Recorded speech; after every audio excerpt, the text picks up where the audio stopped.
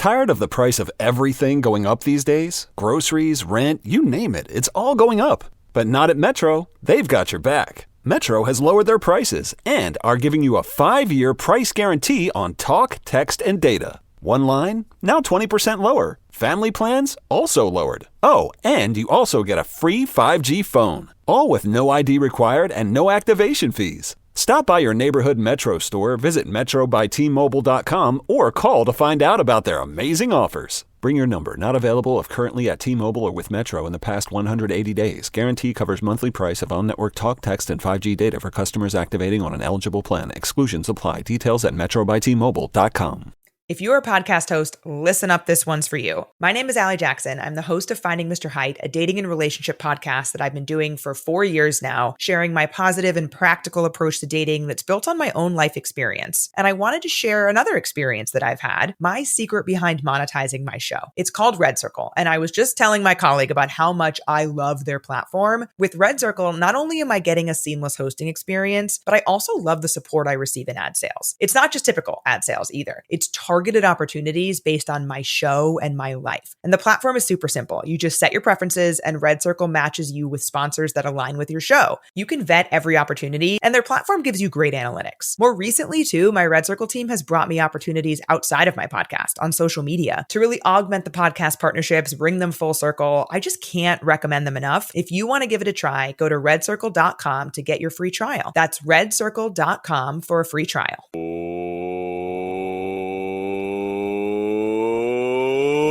Welcome to the 3 Down Greencast. You're listening to the internet's only back-to-back two guys that look like Dr. Evil podcast.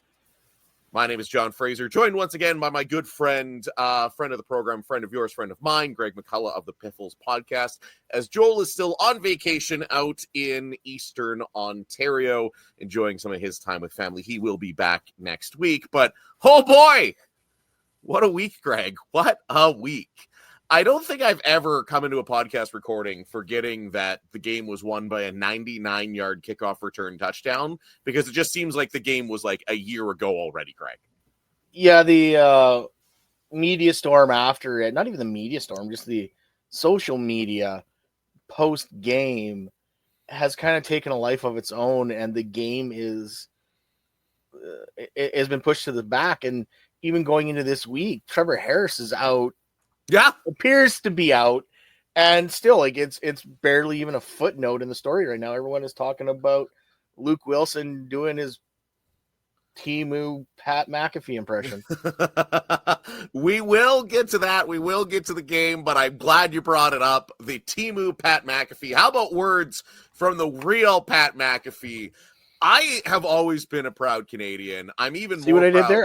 I've learned from you on how to set up a segue. That's right. I appreciate that. I really do, because I am not the segue master like Yasin is. So the real Pat McAfee on his show this morning, finding out that, yes, Canada, led by Paul LaPolice, pulled off a 4-0 week playing some friendlies. They're calling them kind of like soccer at international flag football, including beating the Americans 25-21. First off, applause.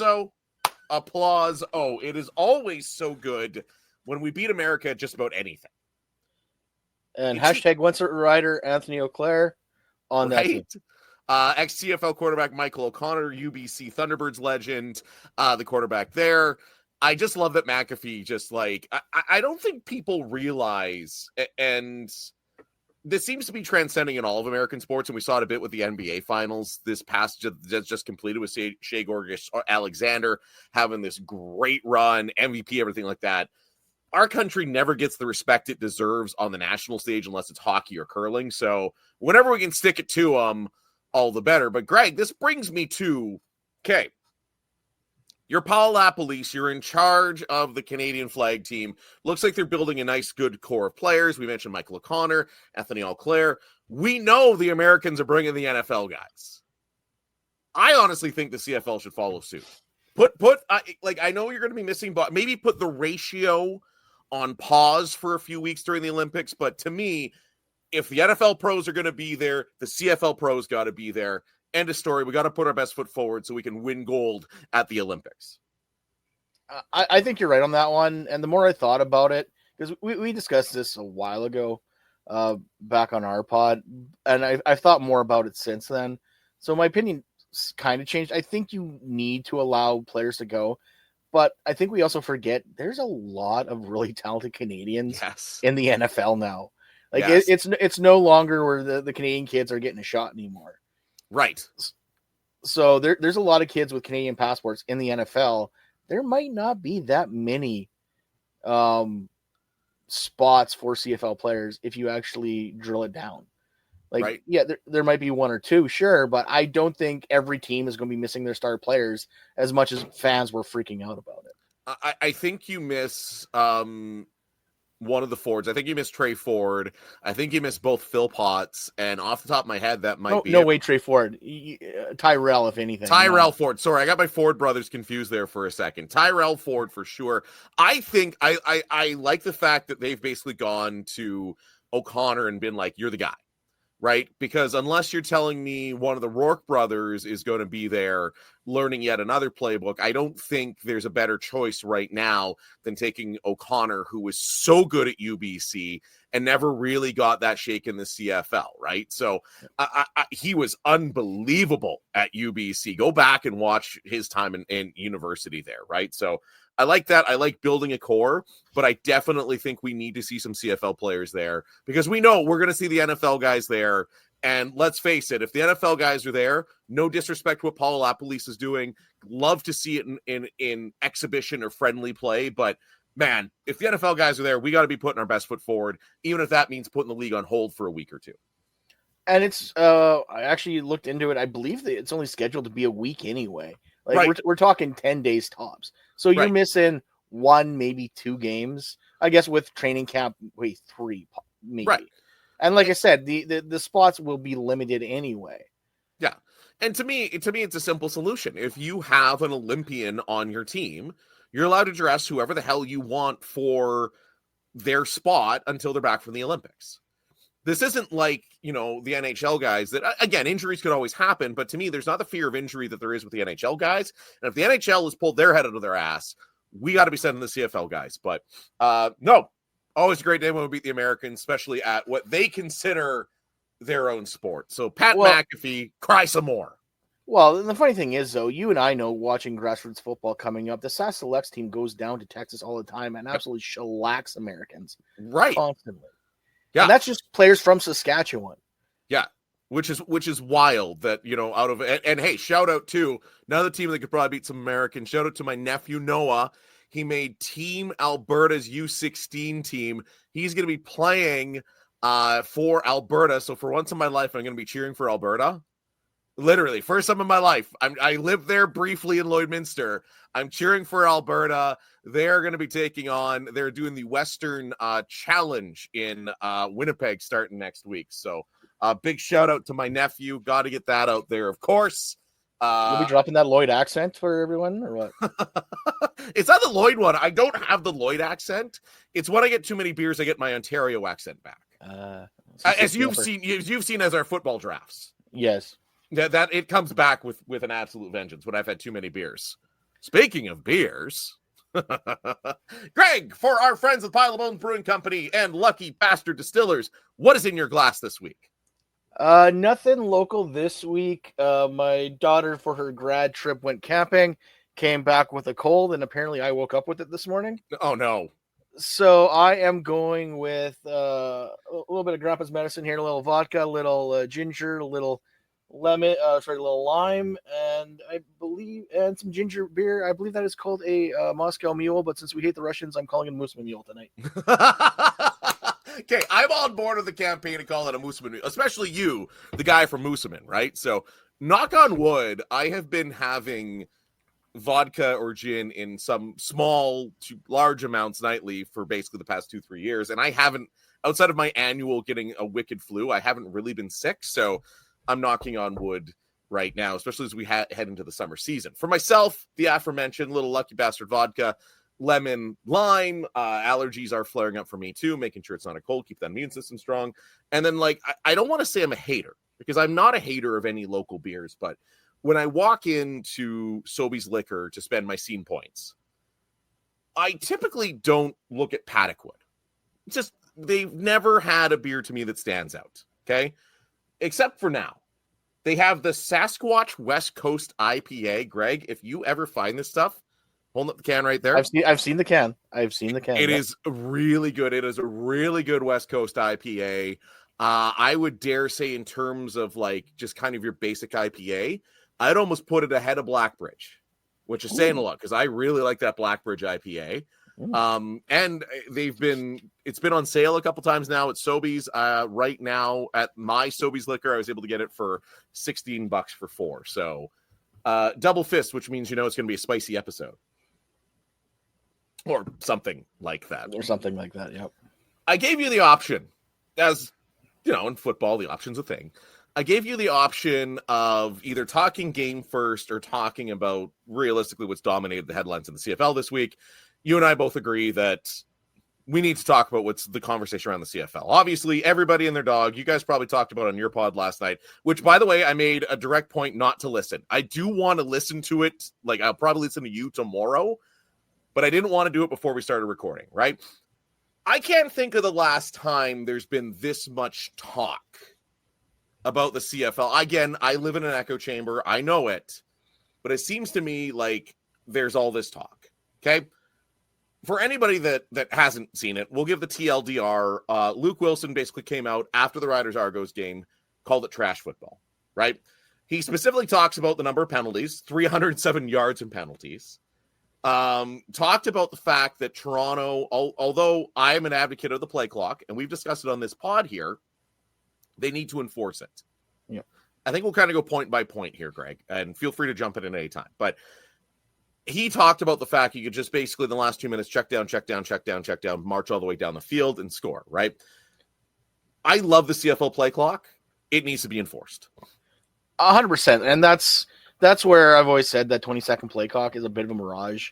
Right. If you ever look at especially the Bombers are notorious for this. Oh, if you ever check the actual timestamps on the play-by-play, it's way more than 20 seconds before those plays get off. And don't get me wrong. I can't love what Bill Belichick did as a Patriots coach and then fault what O'Shea's doing in Winnipeg, because that's just good coaching 100% and smart gamesmanship. But the fact remains is, and like I mentioned this point last night on our pod, is don't tell me that the CFL in the last 2 minutes sucks when in the NFL, when a team is up, all they can do is just run the ball constantly for 3 yards, and that will be enough to keep the game going and just end it. Like after 2 minutes, you're done. Like it's at least under in the 3 minute warning, there's probably 2, maybe 3 possessions left, and the game is still going. Mm-hmm. See, I'm like you. I agree with that, but I have noticed more and more, and maybe my taste in football is just getting more and more towards I want to see chaos at all times. I want to see the Vikings win. I want to see the Bombers win. If either of those teams are playing, I just want to see utter and complete chaos, right?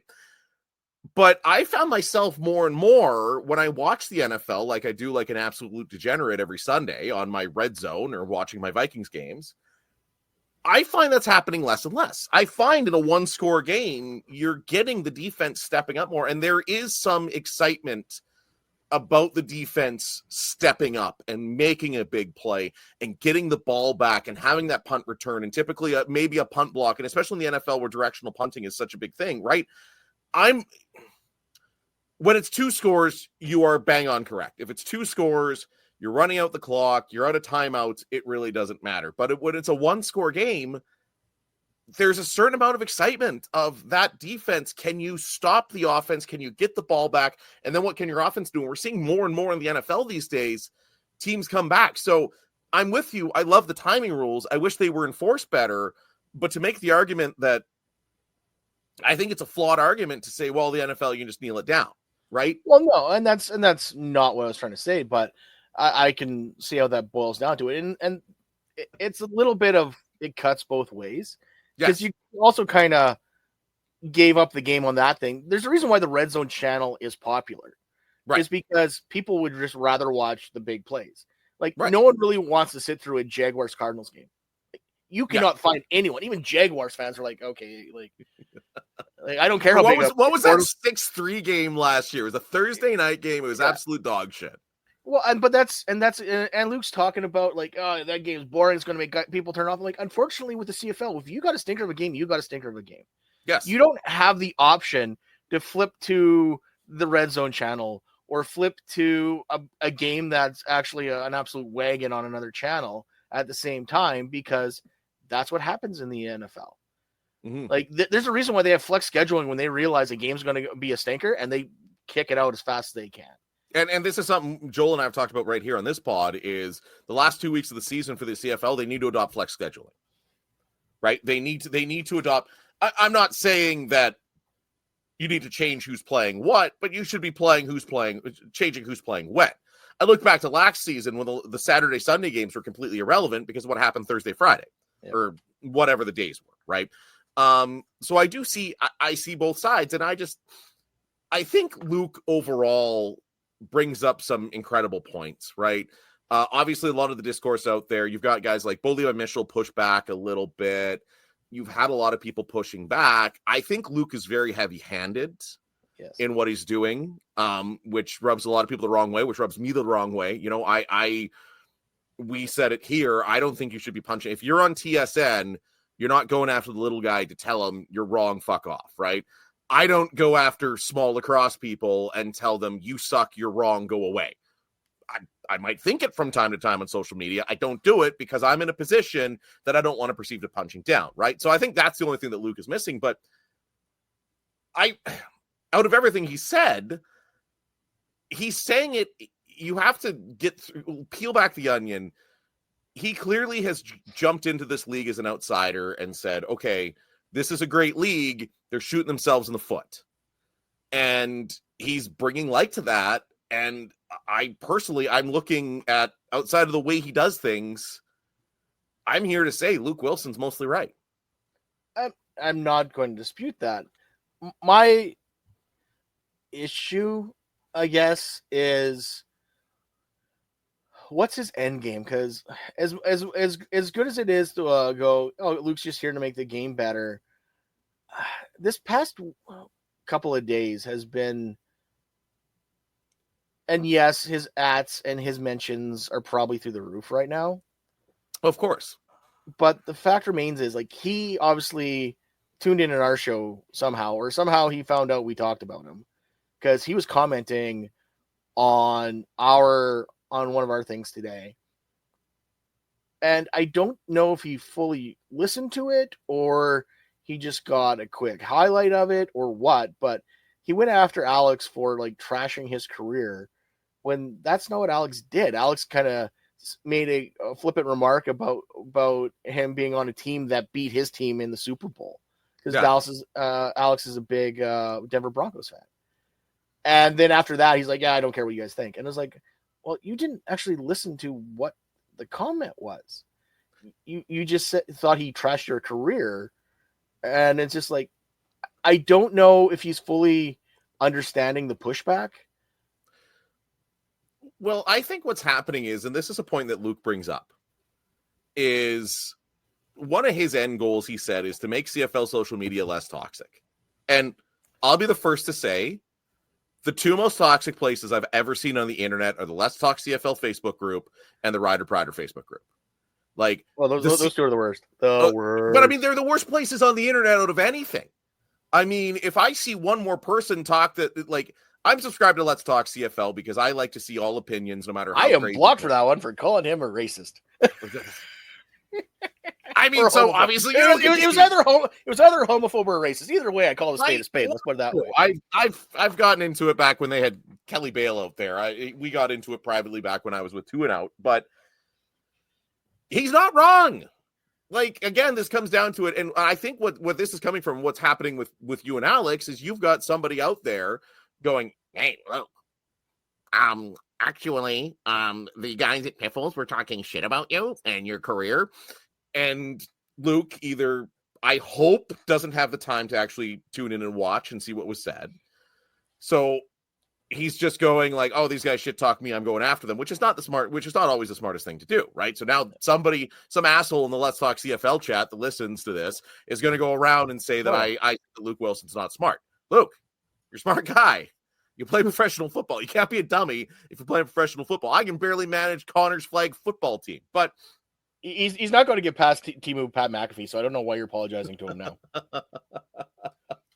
But I think I like the desired end game because I've wanted to say this for a while and there hasn't really been an opening, right? I'm not just going to come on here and be like, yeah, CFL social media sucks, because there is some real good. Like let's highlight the good and acknowledge that, yeah, it could be a lot. The good. CFL fans fight cancer.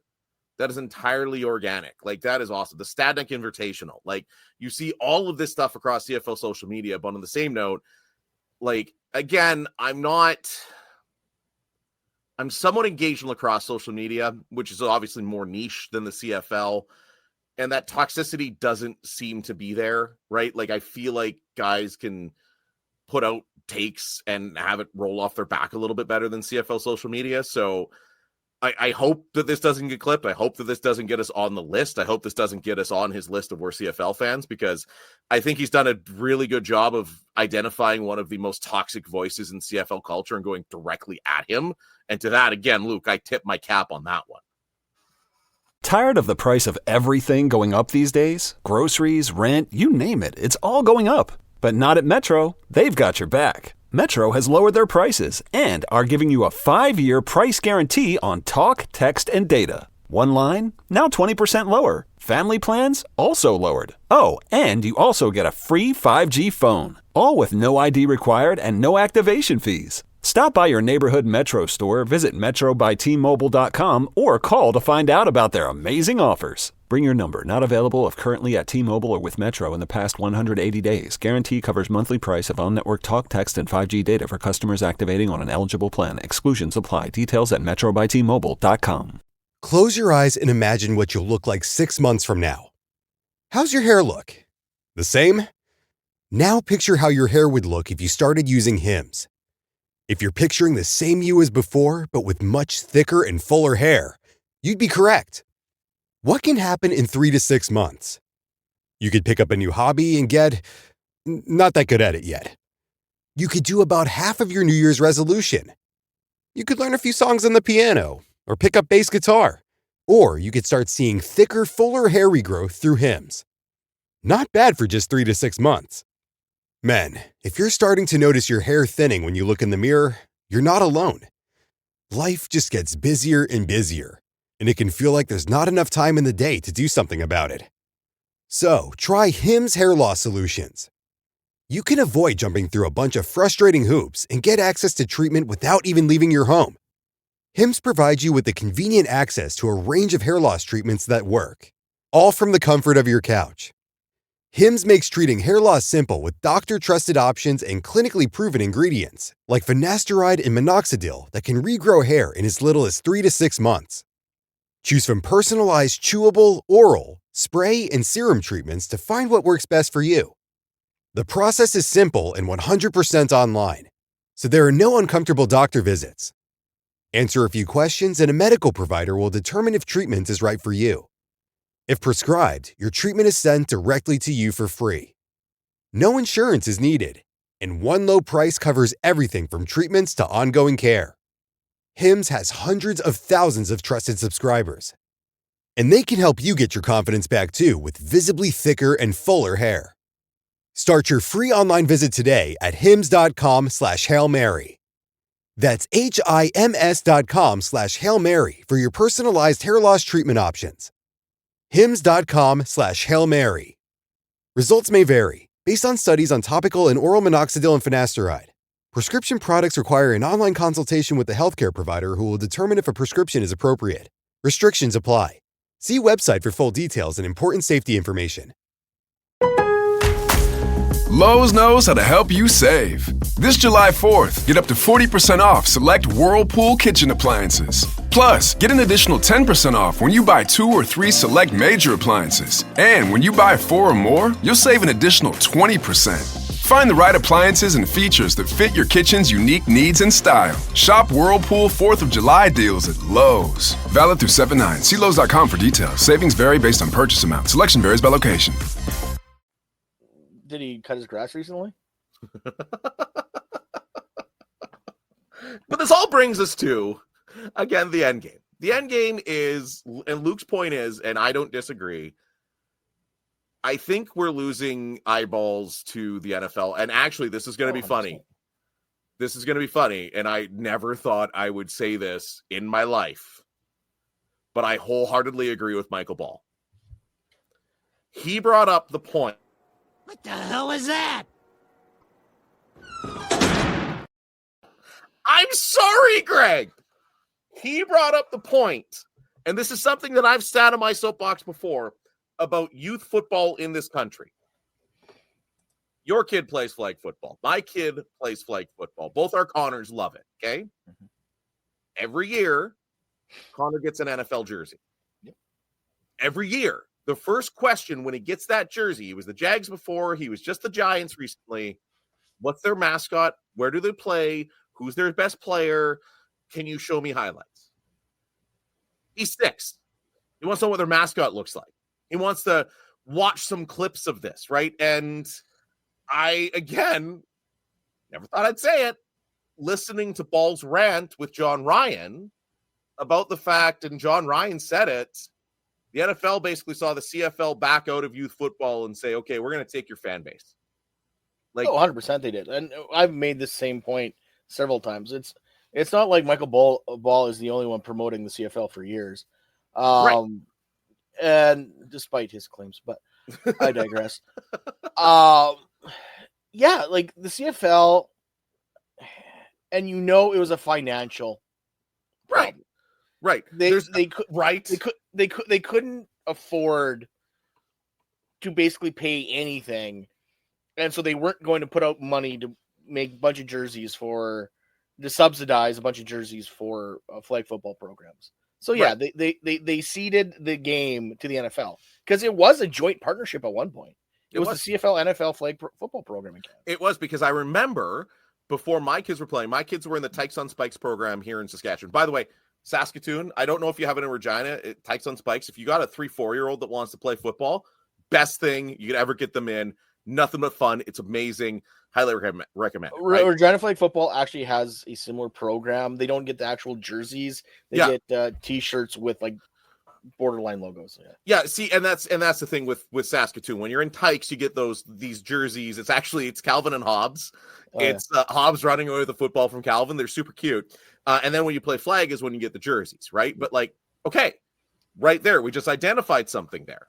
Rather than Calvin and Hobbs being on the jerseys here in Saskatoon and whatever's on the jerseys down in Regina, how do you not have CFL like just sponsoring one division? We're going to sponsor the 3 to 4-year-olds, right?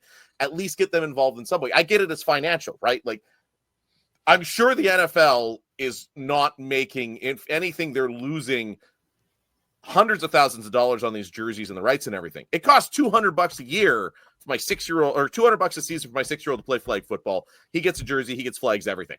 Nobody's making money on that. Literally for the NFL, it is a rounding error. On that's all it is, and it's probably with change back, right? Because the amount of money that the NFL has been able to turn over is ludicrous. Yes. So for them, it's nothing, and all it is yes, it is basically a perpetual fan making machine. Right. I mean, it's the only way I've been able to get my kids in football. Now, again, I take that interest. It's harder I know myself. Let's face it, the only football that's on right now is the CFL, right? So it's a lot easier to say, hey, watch the Rider game with me. When even though you're wearing your Giants jersey, watch the Rider game with me, right? Watch the Bombers with me. Look at what they do compared to look at what you do. It's a lot easier that in the fall, it's like, okay, I'm wearing an NFL jersey. I want to watch the NFL.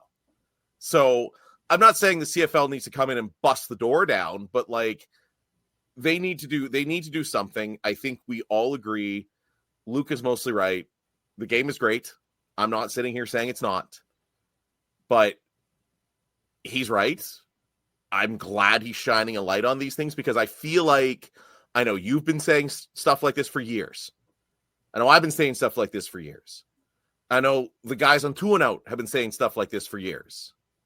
It's just nice to have a spotlight on it. I wish it wasn't so heavy-handed, but it's nice to have a spotlight on it. And the thing I notice, people that say they're football fans but NFL only aren't football fans. They're NFL. No, they're not.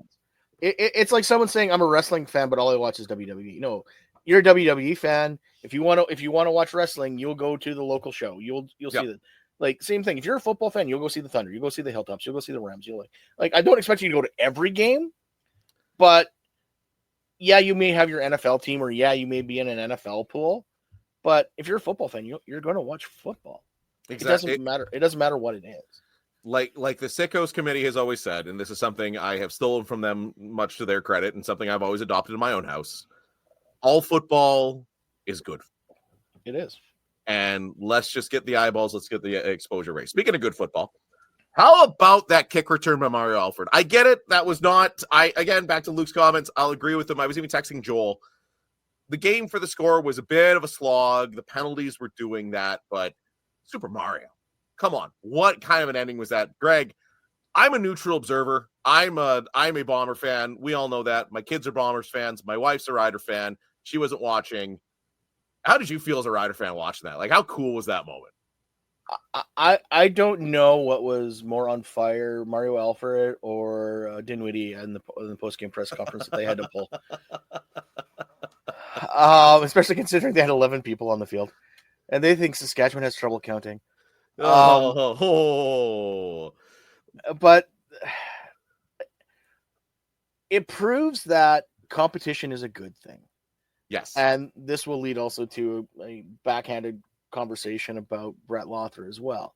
But the fact remains, Mario Alford last year, when he had no one challenging him, ran to the sideline a lot. To the point where we were everyone to a person was shocked that Mario Alford made it past the final cuts. Especially the way Dre McRae looked in the preseason returning kicks. I wonder if there's a world where if Dre didn't get dinged up that last preseason game, if Mario was on that last final cut list. But you'd have to think so. But I don't know though, because if you look at this year, the cuts, the big name cuts that usually happen every year, the surprise cuts, so to speak, didn't happen much this year. And I think that's because they found extra money from the PA and they didn't have to make those hard decisions after they already had their budgets figured out. Well, and Mario's on, according to Justin Dunk, on a super team friendly deal. Yeah. He's on $91,000 for the year, which doesn't get guaranteed till after Labor Day. Yeah. Like, even if you like McRae, we all like McRae. We all thought McRae was going to be on the team until his injury. Even if you like McRae, you're probably thinking, okay, here's a guy I can slide in the practice roster that nobody's going to steal, right? So, I mean, in retrospect, we're all thinking McRae, and I know I had to tag 3 Downs Brendan or 3 Down Nation's Brendan McGuire in a Old Takes Exposed tweet just after that, because that's the kind of shit I do. That I know Brendan was one definitely. How many characters was it? It was a lot. Love you, Brendan. But yeah, I had to tag him in the Old Takes Exposed because I think Mario Alford is just what he did there. And I know Dinwiddie thought there was a block in the back, and there honestly on every kick there return. Is every kick return. There is on every kick return. You could, if you allowed video review for kick returns, a flag's going up every time, right? So, technically speaking, it's a scoring play, so it is reviewed. It is, but I mean, you're not going to go back and get like the Nicky Knack one, because how bad would that look, right? Because I've always said, and I've said it here, and I said it with the Sickos, that you should. There's times that like you kind of look the other way because of how cool it was, right? Unless there was an egregious block in the back, I think there's times you need to go, yeah, that is a cool damn ending to the football game that's going to get eyeballs. So yeah, we're going to go ahead and make sure that nobody's throwing a flag up. In recent game endings, that is up there with the Edmonton Elk misplaying the punt in the end zone. That is up there to one of the favorite games I've ever been at, the Milt Stegall 100-yard touchdown catch. Yeah, I was at that game. Like, that was so cool, right? Again, we're all talking about the highlight, which was great because up until that, there wasn't a lot to really cheer about. We've talked about discipline problems with this team before. Corey Mace talked about it, 307 yards in penalties. And I'm of the opinion, again, I never refereed football. When I did play-by-play, I attended referee courses just so I knew what the hell I was talking about. That was one big thing for me. If I'm calling a game, I'm attending a referee course, I'm reading the rule book, I want to know what the hell's going on, okay? I don't think any of those were a ref show. Like, that was just sloppy damn football, Greg. And this is, and back to kind of going back to the Luke situation, or he's not wrong. And unfortunately, with the way that the CFL preseason has been condensed, the first couple weeks are just basically an extended preseason. 100% they are. Like the Riders used to have like off-season training in Florida before main camp actually opened. And it's no longer a thing because they decided that the CFL decided, no, we're going to put a squash to that because not every team can afford it, or it's unfair advantage, whatever, or it's just an expense that teams don't need. Well, your game is suffering because of it. Yes. Teams are not prepared going into the season. It's when you're seeing Ottawa first snap of the first game of the year take a time count violation because they're too short of men. It's just like, what are we doing here? It's obvious no one is ready for the season to begin, so they need to figure this. I guess I can swear in yours. They need to figure this shit out. Yeah. Sorry, yeah. I'm used to censoring myself. Right.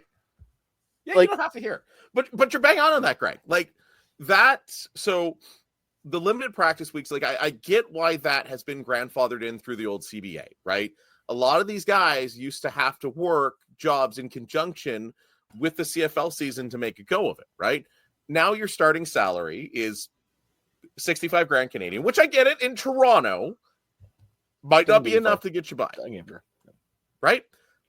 But in just about everywhere else, you can find a way to make that do. And there's a lot of people that don't make 65 grand a year, right? And you're making it for 6 months, right? So to me, it's a full-time job now. We need to stop pretending it's not. We need to tear up the part of the CBA that says that practice hours, again, you need limits on practice hours. You do. But like the 4 hours they get or whatever it is, that's bullshit. Like, And I by no means am I a dinosaur that's saying you need to hit pads and you need to hit crunch every day. No. But it's obvious that the lack of padded practices has affected tackling. Tackling has been the worst it's been in years. Like, right. It is like, we're not even talking Junior Murtile Olay style tackling. We're talking like Nick Marshall. I'm going to try to hit the guy with my shoulder and miss him by 10 feet. Well, even the fact that they're limited to the amount of film they can watch, the amount of hours they can be together. You work with the Thunder. I used to work with the Hilltops. Yeah. The amount of shit you learn from sitting in on a film. Have you ever sat in a film session, Greg? No, I've been too busy, but I broke down film with the coach once, just kind of going through some stuff because he was having trouble working with the editor. But right, but it's amazing. Like I've sat in, what my pre-game routine was when I'd be calling a Hilltops game is I'd pick one practice and I'd either sit with the offensive coaches or the defensive coaches to go through film. And the shit you pick up in film, like, I'm a dumb broadcaster. Like, the fact that these guys can't be spending you're not spending more than 4 hours a day at the facility or whatever it is, you're right. It's hurting the game. The coaching cap is hurting the game. And these are easy fixes that can be done. The coaching cap is one of the dumbest things. And we've said it on Piffle since the day they've implemented. And we've said it here too. Dumbest things that the league ever implemented. And you can blame Chris Jones and Craig Reynolds for that. Because Craig Reynolds put it in to rein in his own coach. And say what you want about Craig Reynolds, and maybe he didn't understand his position is he's the big guy, he's the boss. But if you can't tell your coach, tone it down and quit hiring people, that's a you leadership problem. You don't run to the league going, please save me from myself. Right? No, and that is absolutely it, right? I'm a big Craig fan. I am. I know people bag him over football ops. That's not his job. His job is to make the team money. Yeah. And he does, and as proven by this year, he did a very good job of it. Exactly. Craig has done that over and over and over again. And I like Craig. I will come out here and be I've said this for years. But you're right. The football cap, I get it. It's the dumbest thing that's out there. The fact that you don't have like specialized, you might not need to go to the NFL level where you have an assistant to the running backs coach or a guy that's literally responsible for pulling Sean McVay back. But It needs to be more than what it is right now, right? And you said it. That's why, we're not talking about the fact the Riders are 3-0. We're not talking about the fact that they look really good. We're not talking about the Mario Alford kick return. We're talking about 307 penalties. We're talking about the fact that I was texting Joel, and I'm sure you guys were texting that, hey, this is not a good game so far, right? Like, it's if you want eyeballs, you need entertainment, and we're not seeing that. So before we go, Trevor Harris, pretty good in the game. 13-17. He did Trevor Harris things, as Joel points out in the good, bad, dumb. Spreading it out again, Dante Myers and his new favorite target. I love how he does that. Very Tom Brady-esque. Again, not saying he's Tom Brady. Yeah, this week's gonna be a shit show because we're gonna have Jake Maier behind center. That is, and there is the question. Is this Jake Maier's last decent shot to prove he's got what he needs to be a CFL starter? You're still in the sloppy, silly season, so you should be able to take advantage of some bad defense. You're playing a BC team that has kind of looked pretty bad playing Winnipeg the last couple of weeks. Is this Jake Maier's last chance? He definitely needs to show something this game because I don't know. Fortunately, it seems like Trevor got his bell rung. It's concussion protocol. Going into a bye week, I don't think you worry about it. Right. So this is one of those precautionary things you can do when you're off to a 3-0 start. Yeah, you're 3-0. Yes, I think the decision would be a lot easier if they were playing like Hamilton this week or even Montreal. Just for the simple fact, if it's a non-division opponent, it's like whatever, we'll give up the non-division game just because. Yeah. But the fact remains is you're going into a bye week. Give Harris those 2 weeks. BC's look not great. Looks like they're starting Jeremiah Mazzoli as well. So, which makes them look real bad. If Luke thought Arbuckle versus Harris was bad, I can only imagine what he's going to say about this game. But yeah, problem is, and this offensive line has looked very, very good because Trevor Harris gets the ball out really, really fast. Yes, as proven by the preseason, Jake Maier is not that quarterback. He goes through his reads not as quickly as Trevor Harris. No, I mean, nobody does it as quick as Trevor Harris. It's remarkable the speed at which he goes through it. So either Jake has better pick up his speed or the offensive line is in for the game of their lives because it's not Trevor Harris behind them. It's not going to be 1-2 throw. It's going to be, okay, we got some 5s and maybe 7-second delays.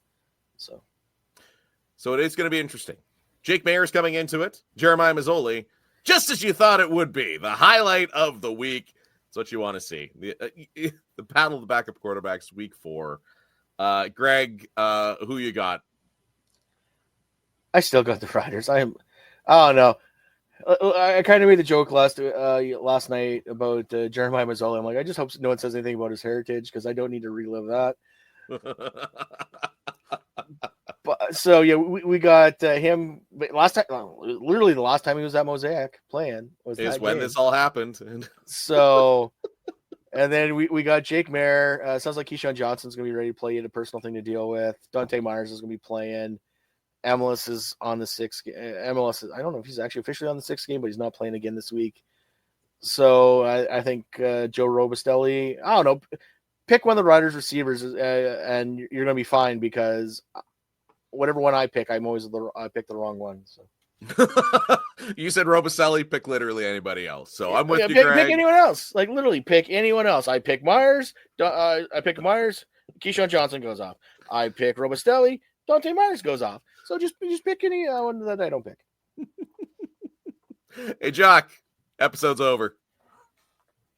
Tired of the price of everything going up these days? Groceries, rent, you name it, it's all going up. But not at Metro. They've got your back. Metro has lowered their prices and are giving you a 5-year price guarantee on talk, text, and data. One line, now 20% lower. Family plans, also lowered. Oh, and you also get a free 5G phone. All with no ID required and no activation fees. Stop by your neighborhood Metro store, visit metrobystmobile.com, or call to find out about their amazing offers. Bring your number. Not available if currently at T-Mobile or with Metro in the past 180 days. Guarantee covers monthly price of on-network talk, text, and 5G data for customers activating on an eligible plan. Exclusions apply. Details at metrobytmobile.com. We all know that owning a small business means you wear many hats, but sometimes you really need an extra pair of hands. Upwork is how good companies find great and trusted freelance talent. With more than 2 decades of experience, with the simple and ambitious goal of pioneering a better way of working, companies at every stage turn to Upwork to get things done and find more flexibility in staffing key projects and initiatives. They access a global marketplace filled with top talent in IT, web dev, marketing, and more. Posting a job on Upwork is easy. With no cost to join, you can register, browse freelancer profiles, and get help drafting a job post or even book a consultation. From there, you connect with freelancers that get you and can easily hire them and take your business to the next level. Visit Upwork.com right now and post your job for free. That's Upwork.com to post your job for free and connect with top talent ready to help your business grow. That's UPWORK.com,